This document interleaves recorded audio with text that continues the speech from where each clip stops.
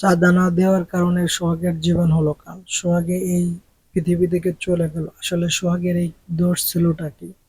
সোহাগ মূলত একজন গরিব ঘরের সন্তান ছিল, যে কিনা কর্ম করে খেত এবং কি একটা ব্যবসা পরিচালনা করত। সে ছিল ভাংড়ি ব্যবসায়ী। সে বিভিন্ন মালামাল ক্রয় বিক্রয় করত, যে ভাংড়ি যেসব মালামাল বিক্রয় করে।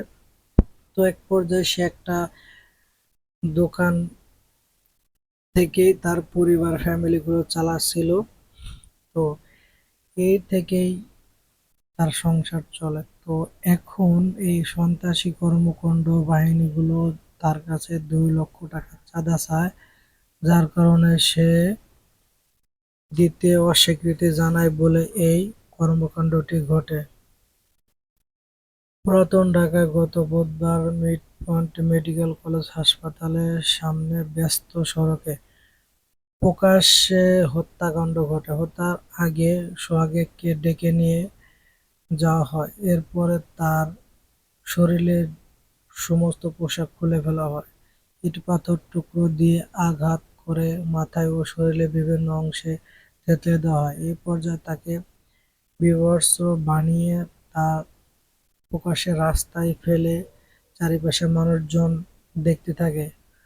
তার শরীরের উপর কেউ কেউ লাফায়। সোহাগের পরিবার সব দেখা গেছে যে সেখানে হাউমাউ করে কেঁদেছে। প্রতি মাসে 2 লক্ষ টাকা চাঁদা না দেওয়ার কারণে এই সন্ত্রাসীগুলো এই সোহাগকে এইভাবে হত্যা করে।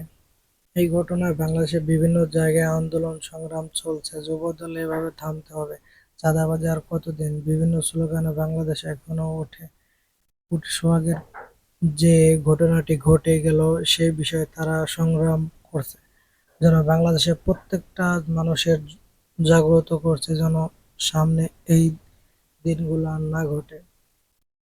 এই বিষয়ে বাদী হয়ে সোহাগের বড় বোন কোতোয়ালি থানায় মামলা করে। মামলায় ব্যবসায়ী সোহাগ হত্যার ঘটনায় 4 জন আসামি করে 4 জন গ্রেপ্তার হয়েছে, বাকিগুলো এখনো ধরাছোঁয়ার বাইরে।